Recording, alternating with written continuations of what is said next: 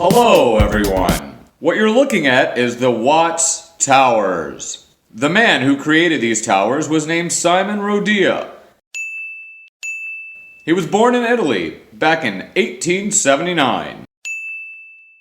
He immigrated to the United States when he was just 14 years old. He spent most of his life as a construction worker, finding work in rock quarries and logging and railroad camps. When he was 42 years old, Simon decided that he wanted to do something big. He bought a triangular piece of land and built a small cottage on it, in which he lived. He began to construct his masterpiece, the Watts Towers. Simon was a small man with a thick Italian accent. Mamma mia, that's a spicy meatball! He did not care how he looked. He dressed in raggedy overalls and a greasy hat. He built his towers while listening to music.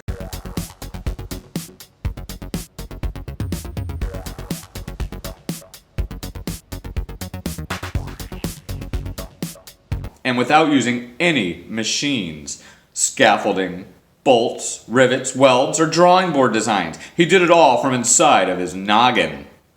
He used simple tools like pipe fitter pliers, a window washer's belt for climbing, and mud. He was a construction worker by day and an artist by night. He built his towers out of steel covered with mortar and decorated them with things that people would consider garbage like broken glass, seashells, generic pottery, tile, and many other more unique items. Simon didn't just build towers, he built a magical city with little plazas, fountains, a gazebo, and walkways to wrap around his 17 interconnected towers. That's right, 17.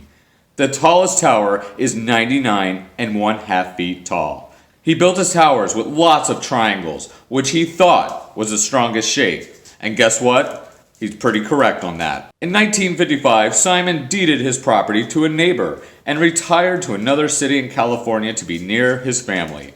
After he left, a fire ruined his little cottage on the tower's property and brought some attention to the Department of Building and Safety, which ordered the property to be demolished. A group of concerned citizens decided to fight back by collecting signatures and money and devising an engineering test to prove that the towers were strong and safe. In fact, the towers were so strong that the testing equipment started to bend, so they had to stop the test. Simon died in 1965 at the ripe old age of 86. Today, the Watts Towers are a national landmark that is visited by thousands of people each year. And now it's time for some interesting facts. Simon was known by a variety of names. Don Simon, Simon Rodilla, Sam, and just good old Simon. Interesting fact number 2. During World War II, rumors spread that Rodia's towers transmitted secrets to the Japanese and later to the communists. Interesting fact number 3.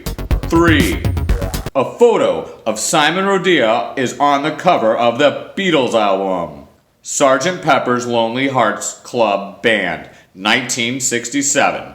Look at him.